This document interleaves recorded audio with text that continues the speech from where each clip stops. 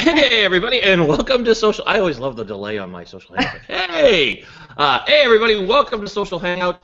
This is episode 30 or 30, or if you listen to 50 Cent, 30 Cent. It's episode 30 today. I'm Eric Mitchell, your wonderful host for this crazy journey down what it's like to be on Adderall as a human. Just kidding, I'm not on Adderall today. I'm on coffee, really good coffee. And I'm joined by my favorite guest host and soon-to-be full-time Friday co-host, Miss Melanys. That's awesome. Thank you. And we have our epic sponsors. I forgot who they were. No, just kidding. I knew it. We have 15.5, igniting your relationships in the workplace, and our friends at Anigo app. Check out Anigo app. You'll see some tweets come across here shortly that will let you click links and find out things that I'll try to explain to you. But what the hell is that guy talking about? It's Friday. I'm live here in Carmel, California for my second show. I feel like I'm on the road doing a show. I'm here at the beach. But today's guest is a good friend of the show. She's a good friend. I had the pleasure of meeting her for the first time at Brand Innovators in San Francisco, thanks to our good buddy, Ted Rubin, who we're thinking about you this week, Ted. So lots of love out there to you, Ted. I know you're having a tough week. So you're in. I know all three of our thoughts this week. I know we all hung out with you down at Social Media Marketing World. And today's guest, without further ado, is Michelle Killebrew. Michelle, welcome to the show. Thank you. I'm excited to be here. Thanks for having me.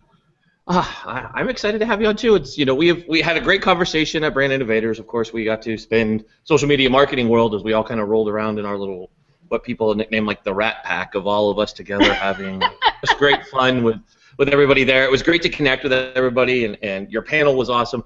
If you guys don't know Michelle, which I don't know how if you follow Social Hangout at all, we share her information a lot. Not only did she work for IBM, but she also did an incredible TED Talk that I'm a huge fan of, and I share a lot, and it's in my rotation that I watch on TED Talks, and I know a lot of people in my family actually have watched it because they really like the message that Michelle talked about. And we'll get to IBM, but I really want to talk about TED Talks. A lot of people, they're like, God, that has to be kind of nerve-wracking because you have 18 minutes or up to an 18-minute time clock to do a talk, and we're all pretty talkative people in the social world. So what's it like to prepare for a TED Talk? It was crazy. It was really nerve-wracking. So, goodness, it had sprung out of an opportunity from a blog post that I had written way back, I think in April of last year, on social business, and the professor at the business school of University of Nevada at Reno was really sort of intrigued by the prospect of what makes a social business, and is trying to infuse that into the curriculum and that type of thing. So reached out to me to submit a proposal. Of course, this was against many proposals, and you wait and you see if it comes back. I was thrilled when I was selected, and then I was thinking, oh goodness, now the hard part comes, right? You have to prepare for this darn thing. And it was 9 months. It was 9 months between when I was accepted to when I actually went on stage. And although I've done some conferences and different sessions, you usually have the support of a PowerPoint next to you, or you're so in depth in the content that you can just get up there and speak, right? So the idea of scripting something, memorizing something, and going up, just me and the stage, was something that I had never done before. I think the last time, I was kind of reflecting and joking, the last time that I was on a stage in any kind of capacity, I'm not sort of a stage-bound person. I was forced to be Mary in the Christmas pageant when I was 8 years old. So we're talking like 8 years old, Christmas pageant, all the way to TEDx one, years and years later. So it was pushing myself out of my comfort zone, which I loved. It's one of the things that I guess I'm kind of stubborn about. If I haven't done it, then I'll choose to make it a challenge. But it was an amazing experience, the whole thing. So are the TED Talks directly related to IBM, or can you just be an independent person and hold a TED Talk? So absolutely. There is a TED at IBM that is involved with IBM, but this was a TEDx, which is an independently organized TED event organized by the University of Nevada at Reno. I watched that back, and you said you were a shy person. Do you think that social helps you not be so shy? Because I find it hard to believe. You know, Yeah, I think being more social has helped me uncover a different, I guess, facet of my personality. So when I was first asked to sort of guest blog, contribute to the ClickZ digital marketing magazine, I of course jumped at the opportunity. But then I thought, well, I haven't written anything substantial since college. So going back and sort of stretching these muscles.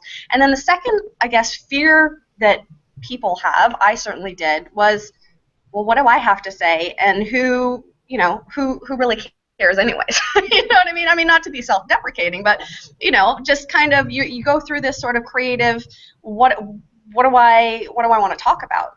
And I started writing about things that are just very interesting to me. This is the same sort of philosophy of how I became engaged with Twitter.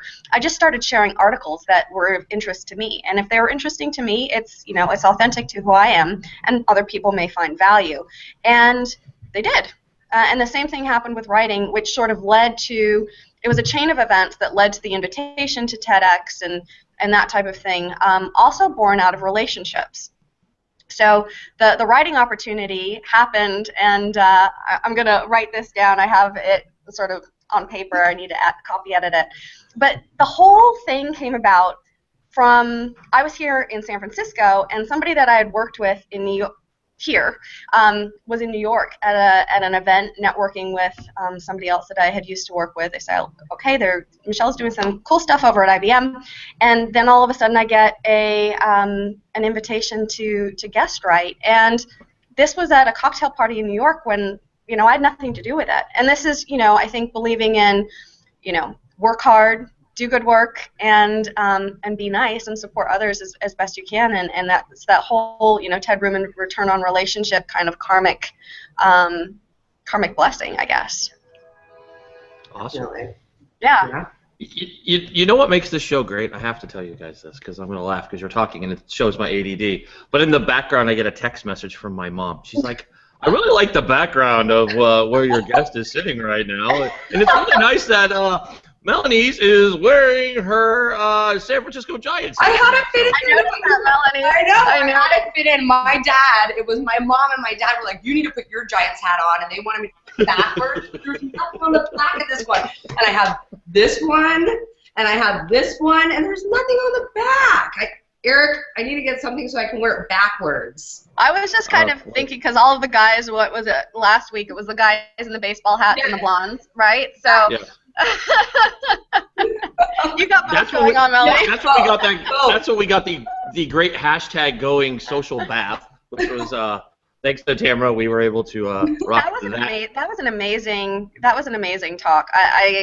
She is such a wonderful person. She really is. She is incredible. I mean, but I think this about most of my guests, that we come on and everybody there's a reason why I ask people to come on the show, and it's not because I want to get all the top names. Yes, it turns out I get that, but each person has a value that I want to share with somebody else, and you kind of touched on that, Michelle, and I want to go back to it. Well, you're talking about you want to share information on Twitter. That's how you started. You wanted to share articles you thought were interesting, and maybe other people will, and you see great people doing that out there. I mean, just people who are upcoming on the show, and I just look at our whole little, I call it like a tribe, right? There's a tribe of us that kind of roll around. I guess you could call it the Rat Pack or whatever you want to call it, the social pack. But we all share each other's content, and it's funny because it doesn't matter where you are in the, some pegging order that exists in the world, right? Everybody shares each other's content, and I think it's incredible. I mean, do you think, and I ask this question of every guest, so I'm going to challenge you with it.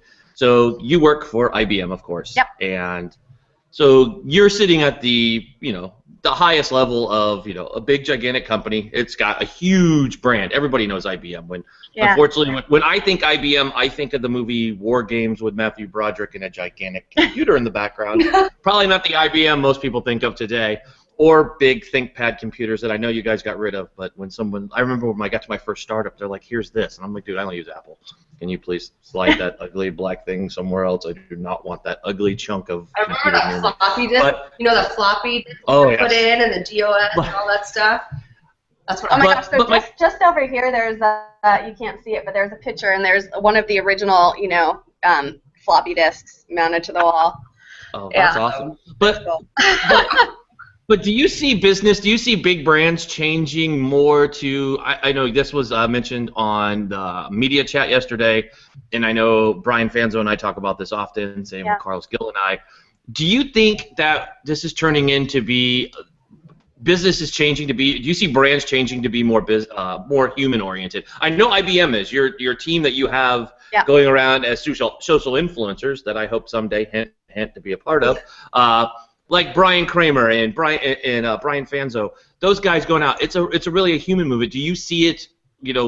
People paying attention to what IBM's doing, and you see other brands kind of falling in order to become more human. And ROI is important, yes, but so is relationships. So do you Well, see them doing that? yeah, I think they have to, and in order to, and so I'm delivering my TEDx talk that I did for TEDx live again next Friday at Social Connections in Boston, and so I've literally just been going through my script again, and they need to, if they're going to resonate with human beings who have mobile phones in their hands and have the ability to, swipe left, swipe right with a brand, kind of thing, they have to be more human because, people are getting more and more control of their whole experience with a brand and their shopping preferences. They're becoming more and more empowered. So if brands are really going to survive, they have to be more human if they're going to connect with their audience. It's kind of the reality, and I think that brands are realizing that. Well, they should realize that. Yeah. I mean, what do you see the holdup being? I mean, you've been doing this for a long time. You're the company you were with before was acquired by IBM, so this isn't your first rodeo. It's not like you just jumped into this. I mean, how do you see business changing to focus on that? I mean, what is IBM doing to make sure that they're changing beforehand? Honestly, I mean, we all live or have lived in the Silicon Valley. IBM's it's a company that's to be respected, like HP.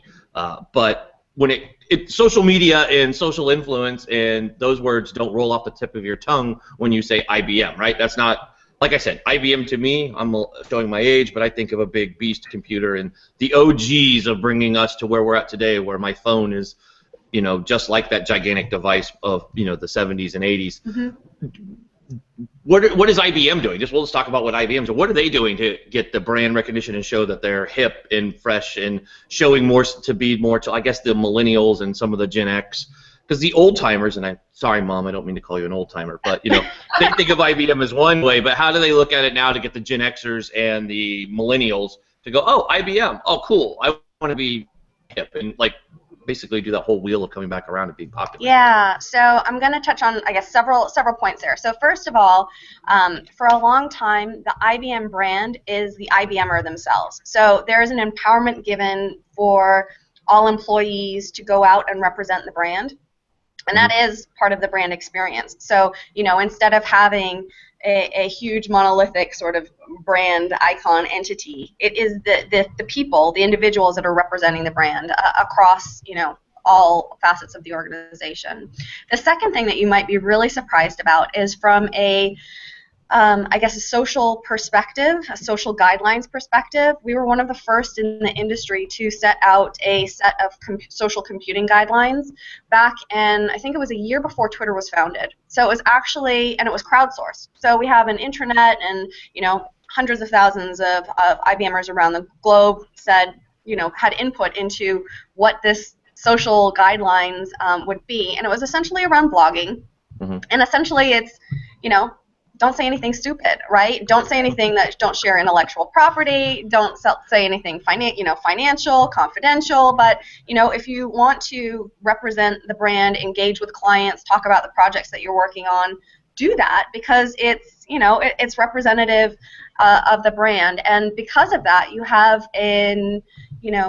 hundreds of thousands of people across the globe that are interacting with clients and representing the brand and being the voice of a company that's global. And it's an amazing way to add that human element and have that sort of familial interaction with the brand. And then on the millennial front, I think that there are just a number of a number of different programs going on. So of course you've got the social element. We've got a whole new, way that we are approaching both marketing and our interface design with design thinking through how we are, making our solutions a lot more, I guess, modern and intuitive and beautiful. And yeah, so it's all over the place. But it really is sort of this grassroots. The IBMer is the IBM brand, which is wonderful to see. I listened to some video that you were interviewed in. Isn't there something like 800,000 employees or something, or some people working remote? Is that what you heard? Yeah. I think it was something like that. And with that, 400. Yeah. Oh, 400. With 400,000. Yeah. So with that many employees, you're giving them so much power, and I love the fact that you explained, that basically the employees did the guidelines, which I love. Yeah. My boss knows that. But you have that power, so they can kind of be creative and draw in between the lines. What happens if they hit that fine line? I mean, there's certain things where, say it's not blatantly like saying, giving away secrets or something like that, but say it's something that maybe doesn't jive with your brand. What do you do? How do you deal with an employee that's kind of walking that fine line that's not something that maybe IBM wants to be behind? Well, I guess part of the guidelines, and you'll see it on my profile and other IBMers, but it's explicit that on your profile that anything that you say is your personal opinion. It's not the opinion of the brand. So while you are reflective of, you are an IBMer and there is an expectation that you, put your best face forward, you're not speaking on behalf of the brand. So, and then of course, just sort of normal management, processes, yeah. So then what's the difference between an influencer and an employee? I don't think there is one necessarily, because I think a lot of employees are influencers, and they should be, right? You should trust your employees. They should be passionate about the company that they work for, and really, engaged and part of that brand experience. So, yeah, I would consider all employees influencers, even if it's just influencing, telling your mom, about what you do and you're passionate about the brand or the projects that you're working on. That's a positive influence to somebody out there in the market who may have a conversation that, so yeah, I think all employees are influencers. Yeah. I couldn't agree with you more. I mean, one thing, I work with, and I love to advocate for is Dynamic Signal. I know that you've mentioned them in your panel that you were on when you were speaking at social media marketing. Social media marketing. I can speak and know that was coffee in my coffee cup. But we're talking about like Dynamic Signal, and they're always talking about employee advocacy and how companies really just don't pay attention. It's good to hear IBM is focused on that, and it's true, because I see a brand tweet, and it's not the same thing as an individual from the company tweeting. It's different because you give a different spin on it, and yes, you have to think before you do it. So once again, we're coming back to that common sense word, which you do have to train. There has to be a product out there that you could kind of go, okay, this is what we want you to say, and you can't be offended if there's they spell it out for you. Like if you're going to say messaging, don't give up the trade secrets, don't cough up. It's kind of like our goal that we're working on, Michelle, and the rest. Some folks over at LinkedIn are helping us with helping veterans, teaching them how to use social. Yeah. I had this discussion with Gunny Evans, who he had me on his first ever podcast on Tuesday, and we were laughing. I was like, part of our mission is to help veterans do it, because we've seen what happens when we let our military have social media and overshare. Because we start making human pyramids, and Fox News and everybody else runs and goes, look what our guys are doing. They're pretty bored. We need to get them a football or something to toss around, because they're doing pyramids and filming things that they shouldn't. So, you see it everywhere. So I have a point here, I promise. Somewhere along the line there's a point. I'm going to get to it. I think, you see people do that, but what do you say about these companies that aren't doing it? And I know I'm not asking you to represent the IBM message, but personally, what do you think about these companies that are just like, who cares if we use social? It doesn't matter. We're going to keep using our brand. We don't want our people to look at their phones, right? When they're at work from 9 to 5, we don't want them doing any of that, and we don't care about that messaging. What do you say about companies that are doing that? Oh, I just it froze, so I didn't hear the question. Oh, I get to ask it again. Everybody on Twitter is like, oh gosh, we have to listen to him talk more. Put the pretty blondes back on. We don't want to hear him.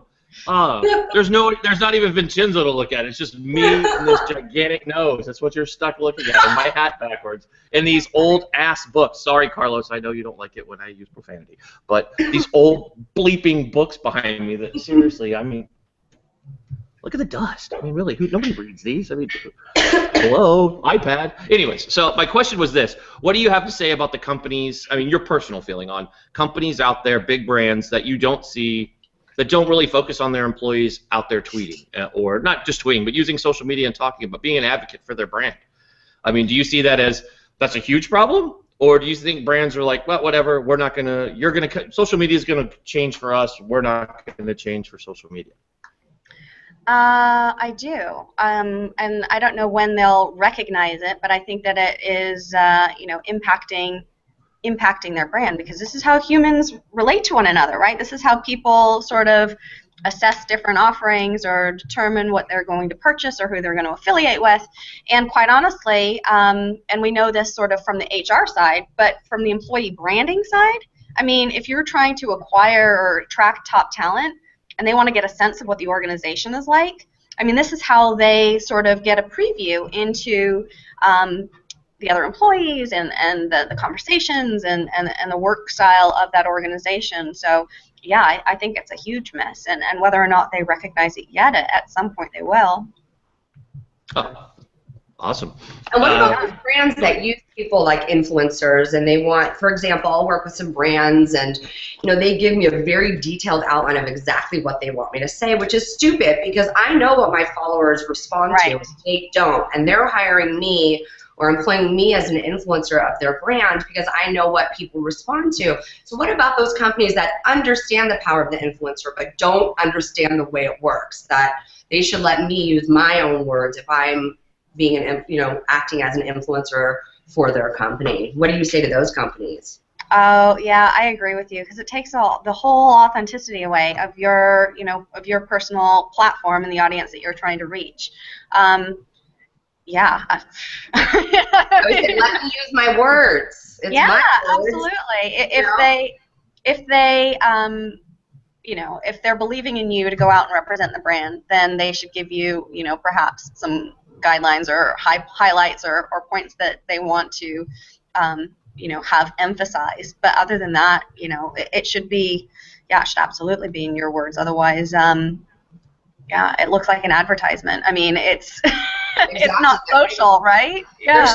Exactly. There's so many brands that understand. They're hearing, oh, influencing is social and it's so important, but they're just going about it all wrong. It just looks like an ad. I mean, you have to be like, I always say I would never work with a company that, I don't use myself or I don't like or I am not a big fan of. And so this way it is authentic. It is really what I feel. But if that company takes that control back, then they might as well just do it themselves. They don't have the same relationships that you do. Right, exactly. They're reaching out to their words. Yeah. People are, it's not going to resonate with my followers if it's coming in their words instead of mine. Absolutely. Oh, I agree wholeheartedly. Yeah. Yep. Yep. That's very, I have a couple subjects that I do want to make sure we touch on, because I have you two on the show, so I want to make sure I touch on both of them. And that sounds so inappropriate, but it wasn't, I promise. I touched you. I did. It's like, bad hashtag. Yeah. Hey. No, but, this week, as always, I always love to talk about and I'm running a blog about it for Pure Matter this week. But the topic, I just want to ask your opinion on this. There's a lot of people out there, the word leader, right? And for me, as a Marine, the word leader gets thrown around more than anything else in the business world. Like, I'm a leader, I'm a thought leader, I'm a social leader, I'm a this, I'm a that. Everybody is so bemused by a title, right? Everybody's like, I want a title. And I'm like, where I come from, a title is earned, right? They don't pass out sergeant or gunny or lieutenant. Even officers, and I won't bash on them, even officers have to go through OCS and earn the rank, right, to earn the respect. I mean, the title even Marine is earned, right? I mean, so I'm looking at everybody who's running around and they jump in the chats and they're like, I'm a leader. And I'm like, did you name yourself that? Is that the cool thing? I mean, it's cool. I mean, we can go name ourselves that. It can be the Grand Poobah or whatever you want to be of social, right? I mean, what's your thoughts on everybody? I mean, here you are. I mean, and you're so humble. I mean, one thing I do just one of the things that I love talking to you about, and the fact that you're so humble, is you make a lot of these cool lists, and they're big lists. I mean, you're the top 40 under 40. You're a very powerful woman in social. You're outspoken, but you're so humble about it. Where some people have cool titles and they're not. They don't engage. They don't talk. You reshare about everything. No matter where you are in the world, I always see you retweet and favor stuff people put up there, and you engage on all fronts. What do you think about that? Is why do some people call themselves leaders and then don't do it? And here you are. You have plenty of time. And you don't have plenty of time. You're working hard. Sorry, that came out wrong. You have plenty of time. You're doing shit. No. You don't do anything. You just sit there in your office and do nothing all day. No. But I just took the coffee in me. You're just not going along. It's Carmel Valley Coffee House, and their fog lifter coffee has Eric like all over today. I'm coming back to my point. But why do you think some people naturally are leaders and don't need to boast? I'm a leader. And other people in business need to say, I'm a leader, I'm a leader, I'm a leader, and then don't get what a leader is because they don't do A to Z to what it takes to be a leader. Yeah. Oh, I wish I had an answer for that. I don't know that I do. Well, we could just discuss it amongst us. I mean, absolutely. It's a favorite topic. If it's kind of something that they're trying to convince themselves. I don't know. Maybe it's like that's how I introduce everybody. I just jump into conversations. I'm a leader. Maybe it's a self-fulfilling prophecy. Like if you say I'm a leader, you're going to be a leader. Like, if you I said I was going to be an astronaut, you don't see me in space. Just saying. I also wanted to be a Top Gun pilot, and I wasn't one of those either. Well, I wanted to be a rock star, but I can't sing, so. So do most rock stars, so you're okay. You should have been one. That's what they created auto-tune for. Anyway. That's true. Well, I think it's also, I guess one of the other thoughts, just to throw it in there, it's leadership style, whether you lead from the front or lead from the back, right? And you probably have, experience in this coming with your background, and, are you up there and being a proponent of yourself, or are you leading from behind and supporting your team and letting them have the glory and that type of thing? And I think that there are different styles, and it may be personality, it may be it may also be sort of I guess, what's the word I'm looking for, organizational, that kind of thing, culture. I'm not sure. I think also being a good leader is being able to relate to the people that you're leading, supposedly. You know what I mean? A lot of times you're put in a position of power, whether it's your job or your title, and the people lack interpersonal skills. So how can you be a leader? You can't relate with your employees or with the people that are interacting with you. So I think a lot of times it's people that excel in interpersonal relationships and in relationships in general too. Right, and can inspire and teach and do all of those things, because I think that has a bigger impact overall, right? If you're inspiring and teaching and letting people shine and that kind of thing. It's funny to see the way people look at the word inspire, right? I think you've heard it more this year than any other. Like 2014, 2015 has really been. It's funny because it's the opposite of the year of the human, the way that 2014, right? We've turned the clock back in parts of our country, and we turn the clock ahead. We're Californians, so we're always innovators and lead from the front. So we look at other parts of the country and go, what the hell are those people doing? And then they look at us going, the hell are they doing over there? What do they do? All they do is tweet and walk around. I mean, I had a friend of mine from SpeedShare send this video, and I shared it right before we went on, where they danced to it was Thriller, and they were tweeting while they were doing it, so it was like the Thriller dance with Michael Jackson. So check it out. I have it in my feed. Oh my gosh. It's hilarious. I love that. It was sent to me late last night, and I was actually, I was writing a blog, and I was sitting here and listening to the ocean, and I started watching that. I started laughing. I'm like, look what we've become. We now take things that we grew up on and turn it into Twitter. But it's funny the way that everybody has, this whole different mentality of what a leader means, and you have to teach leadership, and it's hard to teach. I mean, it's not something that anybody really wants to do, because like you said, a leader is somebody who leads from the back. I've always, some mentors that I've followed that have military background is, I believe, first boots on the ground, last boots off is a leader, right? You're always willing to do before your own troops. and help others. I mean, that's what that's what my mission is helping as many people as I can. I'm like, reach out to me, call me, whatever you need to do. Let's sit down, have coffee. And I know that both of you are the same way. Why do you think some people just don't ask for help? Do they not know they have it, or I mean, is it just like, I don't want to ask for help, I'm going to do it myself? I think it's hard to delegate work sometimes, to ask for help, because a lot of times if you do it yourself, you know that it's going to be done the right way. So I think people are sometimes either unable to delegate properly because they don't know maybe who they have in their team and what people can excel at. And sometimes it's that hard part of like letting go of that power. I think a lot of times people struggle with that. Yeah. For sure. I mean, one thing that I always laugh about, and I've had many conversations about this, is I understand when you're a speaker, you have to have your your speeches are almost memorized, or you watch Brian Kramer or Ted Rubin, and they're kind of fun just like the rest of us, right? There's a lot of enjoyment. One of my, back to back, we were blessed as Social Media Marketing World to have Ted Rubin and Brian Fanzo, and then we had Brian Kramer do his great, shared his new Shareology. But I mean, there's other people that I see do it, and they seem scripted, right? And then they come across as scripted. Yeah. And I mean, I just noticed it on Twitter, which triggered it. So Josh St. Alban, thank you very much for triggering that. But I mean, you shouldn't be scripted. I mean, you should be able to have original things so people don't always know your cheesy one-liners. And it's like, great, you get to go talk to millions of people around the world, but you use the same one-liners. There's nothing you could turn on and be like, seriously, you don't use anything other than those your non-engaging one-liners because you just said them so often. Yet you have a title, and 3 years ago it meant something, but I think being authentic comes back to it, right? I mean, you have to be authentic.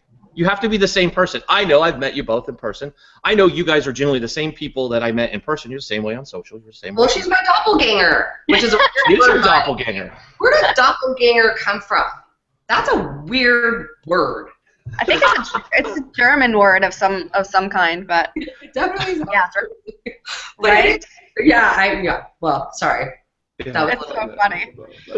That's a great question. Where did doppelganger come from? Let's see. Twitter will answer. Where did doppelganger come from? We will find out before the end of the day. And to give you some context, somebody mistook me for Melanie in the elevator at Social Media Marketing World. So nice. I had to then, seek her out and figure out who is this Melanie. That's how we met. Seriously. Yeah. Remember we were at Carlos Gill's LinkedIn chat? And we're all yes. Yeah. Oh, that was a chat he was leading a table chat of his friends. That was doing that. Yeah. By the way, that was a great chat. Carlos did a great job. He taught us many things that day. Yes, he taught us a lot about LinkedIn. Lots about LinkedIn, which was funny because we were right next to the LinkedIn experts page that didn't work for LinkedIn. It was just kind of weird. But last time I said that like 2 weeks ago, I said that I got a private message sent to me right after I got done with my show. You need to apologize for people who put that in their title. I'm like, no, I don't. Me? No filter. No.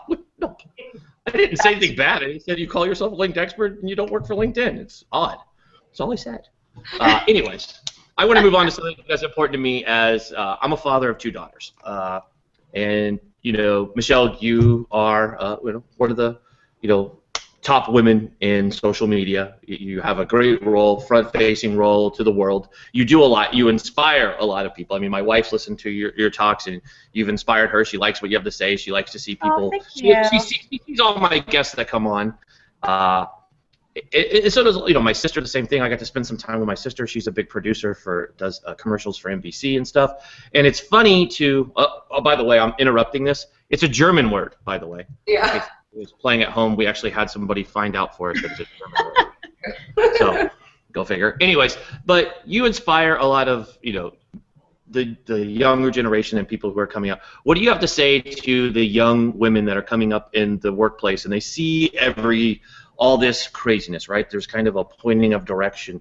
I mean, what inspired you to come out? And I know it's a difficult world to live in. I've watched many shows and seeing the stats of, it's almost like, and I don't believe in it because as a father of 2 daughters, I just think it's silly and I don't recognize it. But what is it like, to motivate so many women out there? I mean, you are an inspiration to so many. I mean, what's that like?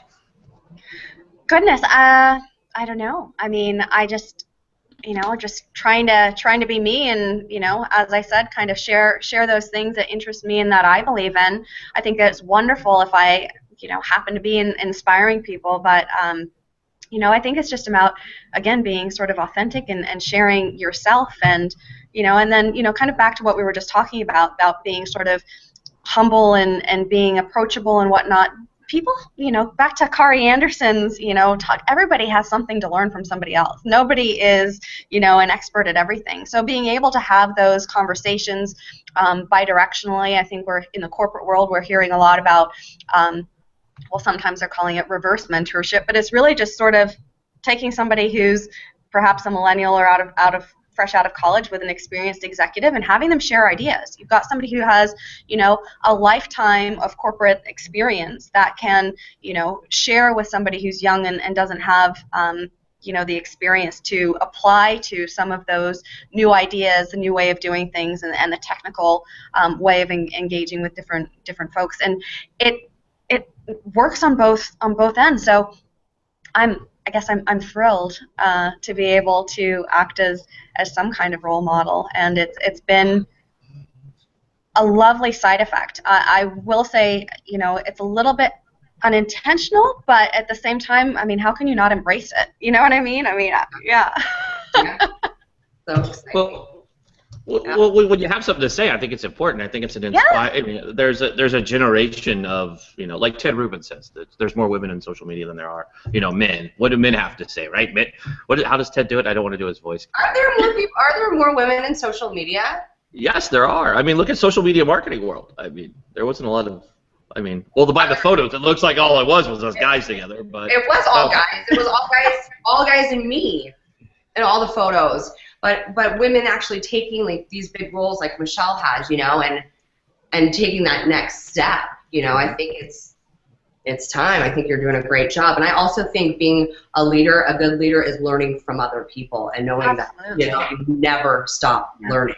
Ever. Absolutely. That's one of my passions. Yes, I agree with you. Yeah, I learn so much all the time, I get to teach classes at the U of A because I'm on the advisory board there, and it's awesome. I get to talk to 18-year-olds and and learn what they're liking on on the internet, what they're sharing on social, and what's hip. I mean, I'm not old, but I'm not that young anymore, so I'm missing some of that stuff. So I just take that time and just try to soak it all in because they're just a wealth of information, as are you.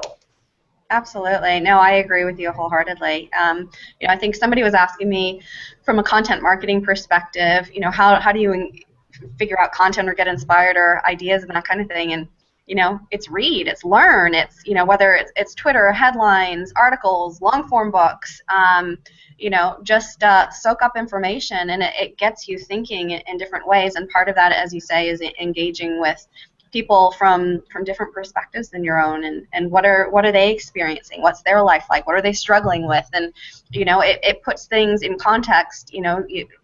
Back to your last week with Tamara, you can be eminently grateful for everything that you have, and then just take that as information to spur creativity and thoughts and learn and ideas and all of that kind of thing. So yeah, it's interesting. Yeah, definitely. I agree. So I have a question. So how do you, when you're working for IBM, people that use Macs or something, I'm on a Mac right now, or people that tend to be, it's kind of like, do you feel like there's that, like people either use, a Mac or they use an IBM, and how are you able to how do you go about making IBM sexy and fun and youthful? Because it seems like, I feel like the younger generations are really into Macs, and I may be wrong, but that's kind of how I feel. So how do you feel like you can go about doing that as in that same kind of, area as Mac? Well, I think, IBM is doing some amazing things from a partnership perspective. And this is, it's fascinating. So coming into the social business organization and thinking through sort of product strategy and sort of future-looking statements, what the world is going to look like in 20 years from a technological perspective, from a demographics perspective, from a global wealth perspective, all of these different kind of research elements, and the fact that we're going into this sort of co-opetition phase because brands need to be more human and relate and that type of thing. And it was interesting when IBM announced the Apple partnership, and has since launched or announced the Twitter partnership. And these are just amazing opportunities to collaborate with Apple and IBM. I mean, of course, everybody knows sort of the historic rivalry, but they are true partners, and it's wonderful to see how IBM can help support Apple with these the mobile apps for industries. So imagine if you're on a plane, and your flight's delayed. Right now, there's very little that the airline stewardess can do to help you, right? Well, imagine now you've got an iPad and all of your apps, and she can actually be a concierge. And how much better would your experience be if somebody can help you right then and there versus having to go wait at the line for the desk and that type of thing. And this is what's on the way. So I think a lot of that is really just improving lifestyle, impacting people's life, and we just last week announced the partnership with the Weather Channel, which again is really exciting. So this is taking that sensor data of micro weather patterns across the globe and passing that to our partners so that they can make better business decisions, whether it be inventory decisions for a retailer or just different things to help the consumer, and these are the things that are impacting people's lives, in a really positive basis. So I think it's just, I think it's just focusing on that sort of B2B to C, helping businesses help their customers live better. Yeah, for sure. Yeah. For sure. That's what Eric has to say. That's what I'm like, for sure. You can't say for sure unless you wear a blonde wig. For sure. I know. I need a blonde wig. I need a blonde wig for my own show. I totally almost bought one yesterday. I'm not even kidding. I went by this place. It was like wig and nails or something. And I'm like, how funny if I wear my hat and you wear a wig. But I didn't bring my wig to Carmel with me. I'm sorry. I left it. I left it at home. Sorry. You should never leave a home without it. It's a problem. But so Michelle, let me ask you a question. What are some of your favorite social listening tools? Like I'm sure LinkedIn. And while we're on the subject of LinkedIn in the last 2 weeks has done some amazing acquisitions. First, they acquired one of my favorite tools that I was using for all of last year. Once I found out about it, Refresh, which quietly was announced, and not everybody ran and did anything about it. And I know I was chatting with Carlos the other night. He's like, dude, Ted Rubin told me about Refresh. I didn't even know about it. And that just shows, here we live in our little bubble here in the Silicon Valley, and we see the tools and we use them, and we just expect everybody knows about it. So, they got Refresh, which is a great app. If you don't have it and you're on Apple, grab it. So, of course, use it. And the other question is, then they picked up, was it Lydia, for a nice little chunk of change. I mean, what are some tools that you like to use? I mean, I'm sure LinkedIn is one of them, but what do you use for social listening when people are out there? What is your best practices? Personally, I use Hootsuite a lot. Just to keep my everything sort of organized and easy. And I guess Twitter itself, between Hootsuite and Twitter, those are sort of my primaries. Definitely the LinkedIn app. I would consider myself an early LinkedIn adopter. I saw that as just an amazingly valuable value proposition to sort of create an anchor point for sort of your professional career and networking and that type of thing. And there's so much about LinkedIn behind the scenes. When I think about sort of the data and fascinating about Lydia, I did not know that they had sort of, they're now in the MOOC space, but it makes perfect sense, right? When you start to put together, the breadth of their data, the analytics, what they're doing with content marketing, now obviously in MOOC, and they've got a wonderful mission statement. I don't know if you're familiar with it, but it's really to empower people and just sort of, I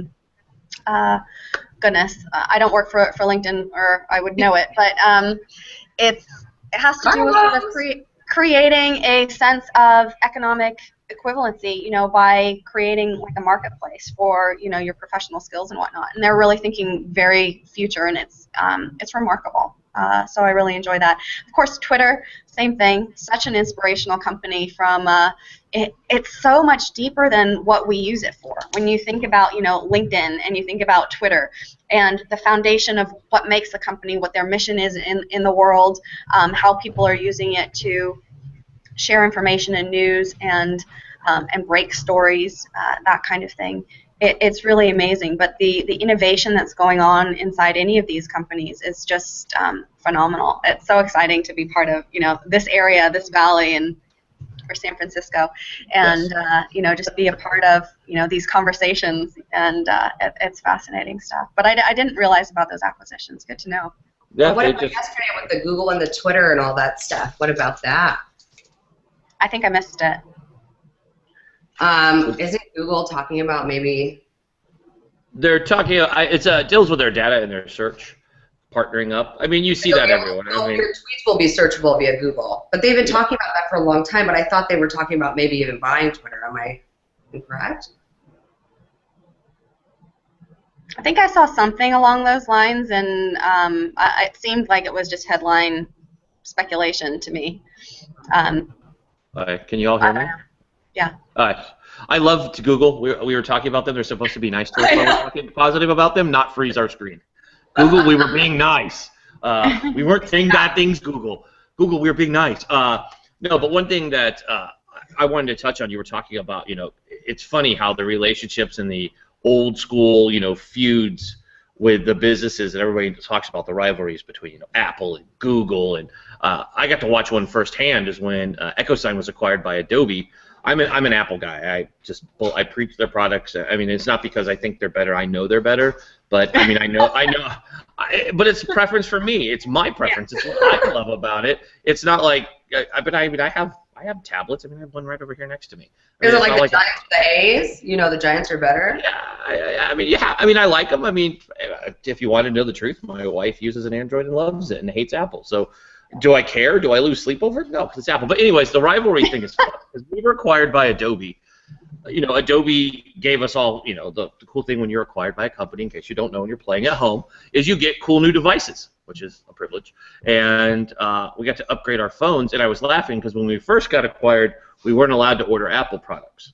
And then this book came out about a certain person with the last name Jobs, and that changed everything. And it was funny because at the end of the day, there was no bad blood between Apple and Adobe. They get along great. And I know it was discussed on the panel you were actually on, Michelle, where it's all made up in the world, right? Like this relationship. At the end of the day, they all work together because at the end of the day, they all have the same mission. It is to make a ridiculous amount of money, but also help people. It doesn't behoove them to be against each other or to fight us because they're all trying to make it so we want to go use their product. So it's good to see Apple and IBM working together because those are two names that you trust. When Jonah Berger was on here on Social Hangout, he talked about the peanut butter and jelly complex. When you think peanut butter, what do you think of?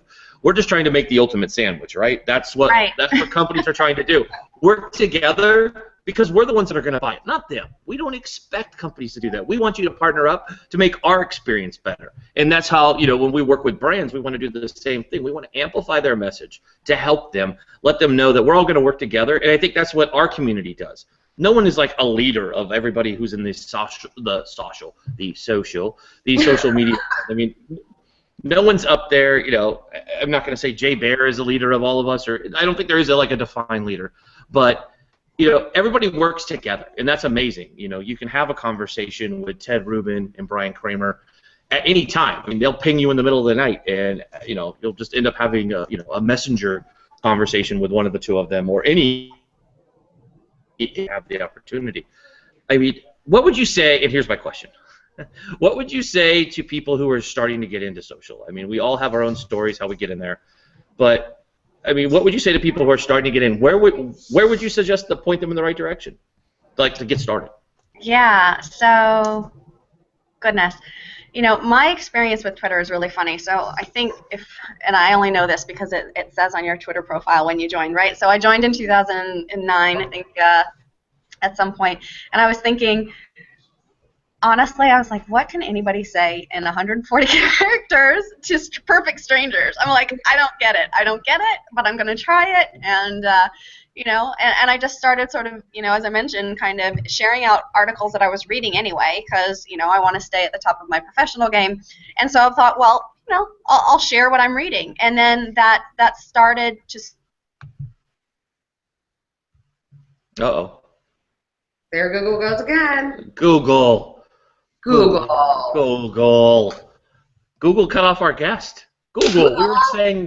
We were saying nice things, Google. I know. I thought we weren't talking about Google Plus. We weren't saying anything bad about Google. My daughter has a Google. My daughter has a Google phone. Oh my. Google. God. Jeez, Google. Or how? So hopefully anybody else. Wait. Michelle. Hey! Google punished us. Google's like, we're like saying, apparently you're supposed to say bad, it's, a bad thing, but, geez, Google, be nice to us. We're saying positive things about you. So where did I get cut off? Oh my God. Oh, jeez.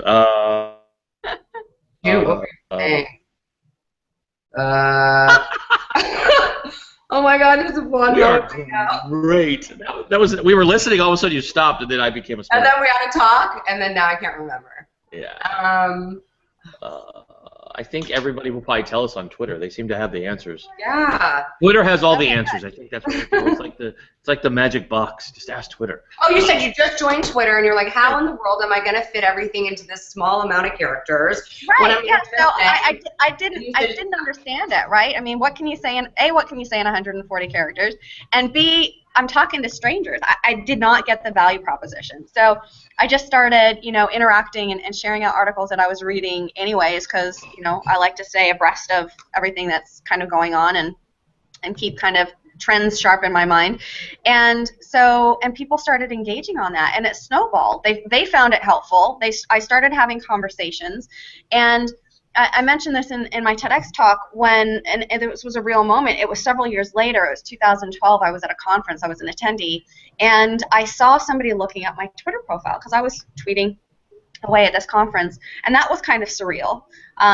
Seeing your own profile on a screen. I mean, that's why you build it, but it was still kind of weird. And I was by myself, and so I was, again, shy, reaching out to strike up conversation in the lunch line, and I'd been tweeting back and forth with this woman all that entire morning. So then it started to, kind of build into, okay, you're starting to build sort of an online relationship with a face-to-face relationship, or people that you've met face-to-face that you're sort of building on relationships by keeping in touch on LinkedIn or having conversations on Twitter. And so I guess the advice, to answer your specific question, the advice for people just getting started is just start. Don't be afraid. Start engaging. If you're worried about sharing things, just start with sharing, articles or video or, things that are of interest to you. Retweet stuff that, again, resonates with you, and you'll find like-minded people, and you'll get your bearings. I don't know how else to suggest, but just sort of dive in and don't be afraid. And you don't have to, start by tweeting out clever things. You can just start by engaging, or you're not going to break it. You're not going to do it wrong. Yeah. A lot of times people are like, I don't know how to do it. Can you teach me how to do it? Just jump in. Just try. It's not like if you send a tweet, somebody's like, you didn't do that tweet right. So just try. I mean, we all make mistakes. I mean, God knows I have plenty of spelling errors in my tweets because I tweet so fast and I'm like doing 25 things. And then when those get retweeted, it's like, whatever. But anyway, just try it. I mean, I was the same way. I mean, it says that I joined Twitter a really long time ago, and I'm like, I never used it really until 2 years ago. And then when I was blogging, people were like, you need to be on Twitter. I'm like, I don't get it. So I don't like not being good at something because I'm really competitive in nature. So I would go home and I would tweet for hours, and that's the beauty of it. I mean, I have followers that are like comedians. I have people that talk about dating and relationships. I've got social media, and it's just become such a cool place to just find different information from all different walks of life. And if you think you're funny, tweet something out. I'm sure somebody will think you're funny back. You know what I mean? So I love Twitter. I mean, it's definitely my favorite. I was going to ask you that question because you always say you were shy. And I tend to think that sometimes social media has hurt us. I mean, it's definitely killed my dating life. But in a way, I fostered so many great relationships. I've met you, I've met Eric, I've met so many great people via Twitter. So I think there's like a really interesting argument for both. Do you think social media has helped or hurt our personal relationships and the way that we interact with one another in real life? Both. And I think it depends on the person. It probably depends on, I guess, their personality or how consumed they are by it. I think that, we can get consumed by the digital relationship on your phone versus focusing on somebody in front of you. But if you do it right, I know that Brian Kramer was saying when he went to Italy, after or before social media marketing world, he was just coming from a speaking engagement over in Italy, and he said that he turned his phone off, and so that he could focus on his family and have that face-to-face engagement. And obviously, he's preeminent social person, and that's what you need to do. You need to know when it's time to engage, figure out, set some boundaries, but put the phone down. If you are at dinner, lunch, having a face-to-face conversation, set it aside. It can wait. That's, I guess, also the beauty of social is it's a little bit asynchronous. So you don't have to reply right then. If it waits, an hour, whatever, that's okay. And figure out sort of that balance between taking those social relationships and making them in real life and vice versa. Right. Yeah, I agree. I agree. When I see like parents eating with their kids and their kids are like on their phone, I hate it. It's so rude. It's so disrespectful. When I was younger, I wasn't allowed to do that. Like, I don't know if we didn't really have cell phones. We had pagers probably or something. But, actually that's where the 12 came from, because that was my softball number, and that's the Melanie V12 part, which is just a side note. But, I didn't look on my... I feel like you were really into vitamins. No, or Spice Girl. Heard that one too. Mel B. B12. Oh, okay. Yeah. Or B12 vitamin. Oh, yeah. But I hate that. I hate when people are just so disrespectful and they're just like looking at the phone. There's definitely a certain time and place. Unfortunately, I'm a little guilty of that sometimes. I'll be sometimes with my parents and I'm like, hold on, this is like the end of the world. I have to retweet this. So I think there is time where you need to kind of put it into perspective. And you're right. You can always go back, address it. And it'll be there. An hour for I think most of us seems like a long time to do it, but it is possible, to do that. And it's a give and take and a very fine line. But I definitely think it's helped in some relationships and hurt in others. So that leads me, I know we're getting ready to finish up, but I want to tell this story to everyone out here because it's Friday, so I can tell weird, funny stories. So last Saturday, and you guys will like this because we were in Palo Alto. My wife and I, at Just Lucy Lou is my wife's handle. So if you want to follow her, she has like 100 followers. So give her some love at Just Lucy Lou.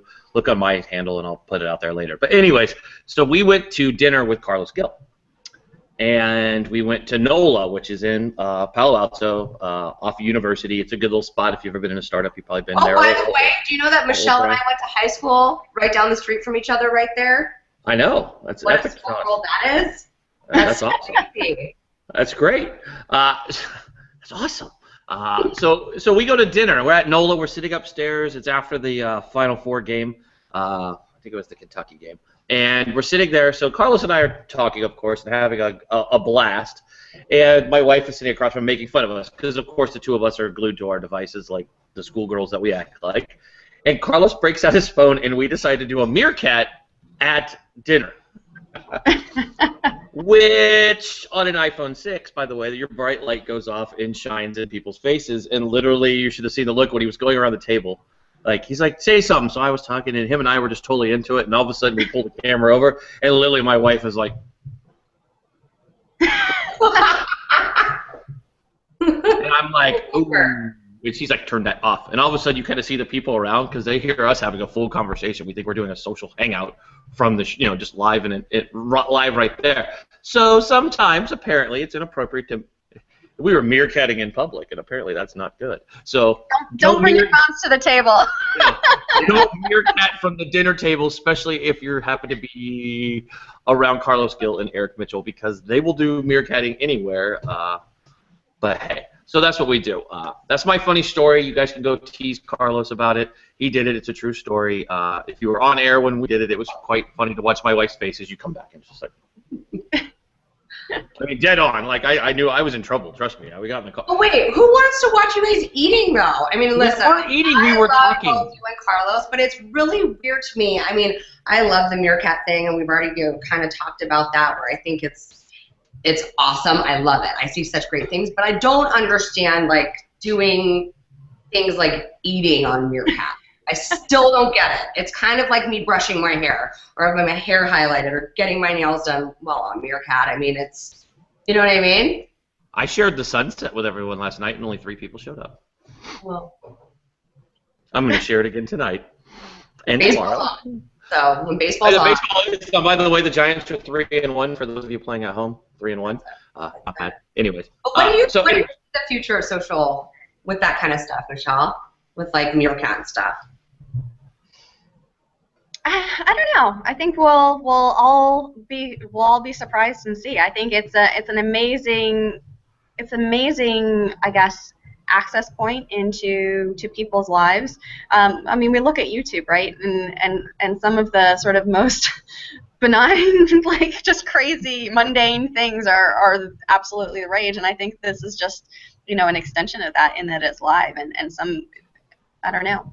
It'll be interesting. People want real and authentic, right? Which is why, you know, reality TV and why YouTube, and, you know, as people sort of shifting away from sort of network and into sort of more YouTube. I mean, all of the kids, my friends with kids, they ask to watch YouTube, right? And they've got, like, you know, the little Lego character YouTube videos, or the Minecraft, how to play the game, and all of this kind of thing. And it's you know, it's a whole different experience than what we had growing up. It's fascinating. So I think that this is just the meerkat periscope is just sort of yet another thing on that sort of technical shift in that mindset.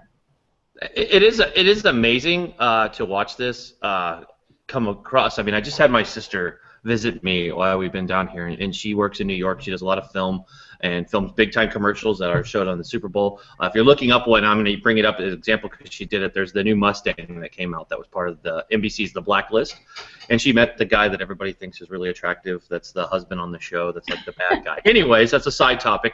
But she did that commercial, right? So here, NBC did a lot and paid a lot for it to be a spot right after the Super Bowl, which we all know is big money. But if you look at it, they've got more views and they can track more things off YouTube because millions of people have watched that commercial that way, right? And it's funny to watch her, who's been in commercial film and filmed all these commercials for huge brands from Christmas time, Super Bowl, and to hear her talk to me like social media is like taking over, like using the internet to get your message across is better than spending millions on TV. It's better to spend it on a YouTube or pay clowns how many hours a day do you watch like me to do it? How many hours are you on social? Exactly. You could do more. I mean, HBO picked up on it. Look what they're doing with their app they just released 2 days ago. You can now watch HBO there, and what do you think everybody's going to do? Look at the ideal timing. I mean, duh. Game of Thrones is on Sunday. What do you think people are going to break it? They already broke it when it was on HBO Go. That's where everybody's going. So I think social media is basically this. It's not going to adapt to you. You need to go to it. And I think that's the message that I'm trying to tell brands. If you're not in the front of it now, you're going to be behind, and you don't want to be behind because there's big people already. IBM's living proof of that right now. Salesforce is living proof of that.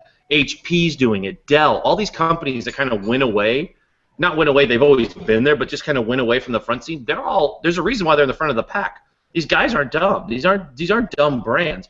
These brands are like, we're not going to do that. We're not going to do social. It doesn't mean anything. You're crazy. I can't see ROI from a tweet. That's right. You still have to do the work. But at the end of the day, I think brands are going to see you need to go to social media because it's not going to come to you. You're either going to get on the bus and be part of it, or you're going to be left behind and you're going to be chasing the crowd. By 2020, everybody's going to be on a device, the whole generation. I have 2 kids. One is 8, one is 10, and trust me, they are native to nothing but apps. I mean, right now, if I turn my computer, my son is sitting, eating his breakfast, on his tablet with his Beats headphones on. And that's a true story.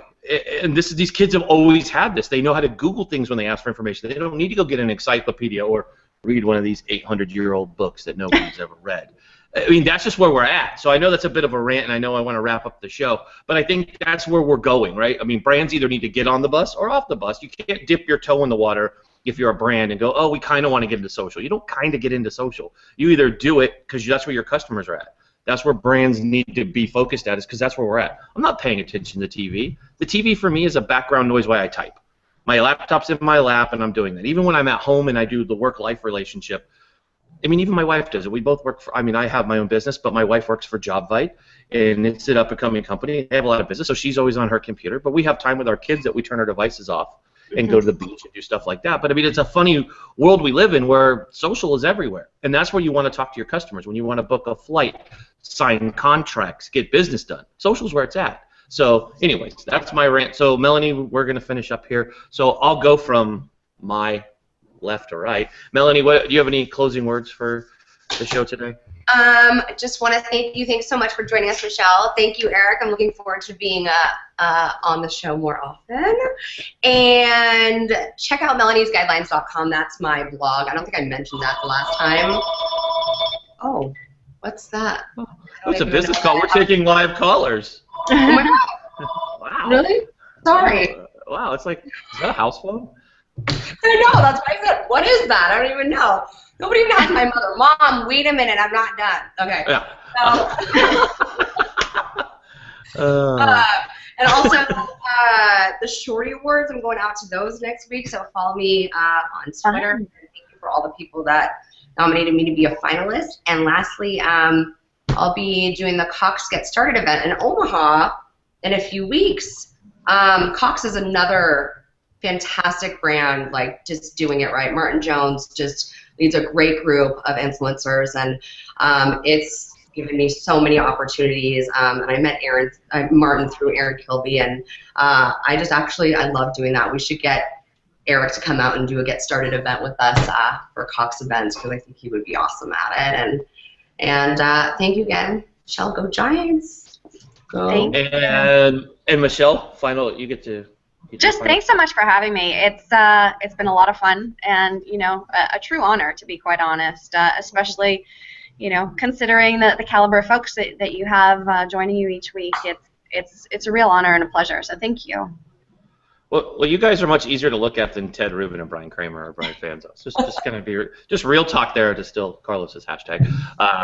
Being real. Anyways, I do want to thank you both for being on the show, Michelle. I know we put this together. It took a long time to put this together. I know we were going to do this at South by Southwest, but that fell through on my end.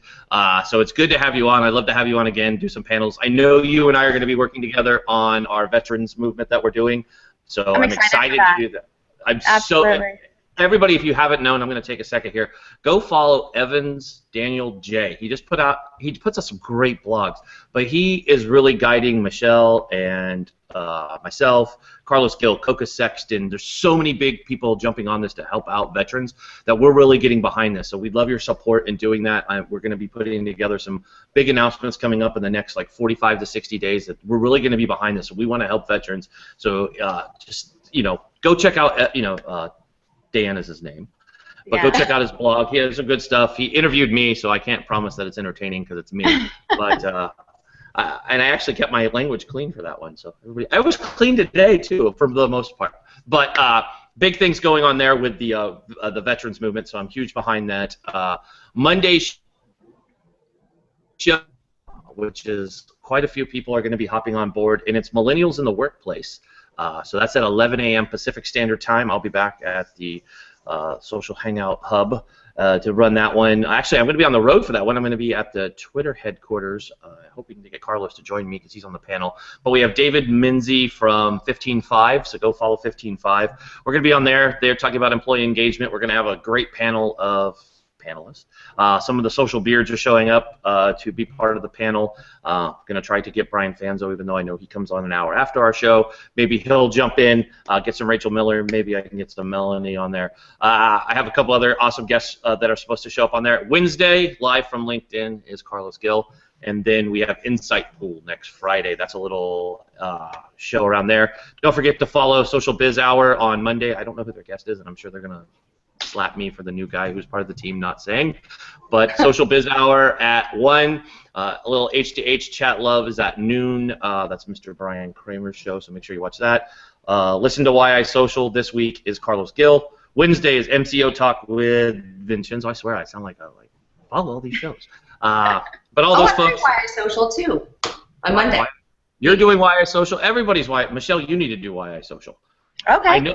I just have a, there you go. You know, Chris Barrows, did you hear that? Michelle said she'd be on your show. I got that from you. That's a Finder's by the way. You have to buy a Social Hangout t-shirt. By the way, Social Hangout t-shirts are on sale. Check it out. Anyways, but I know Vincenzo wanted to say hello to you. I know he's unable to be on the show today. He had a call during our show. What the heck? Who has phone calls during Social Hangout? But I'm sure it'd be great to see you as a guest on MCO Talk soon. I know that would be fun. He'd love to have you on.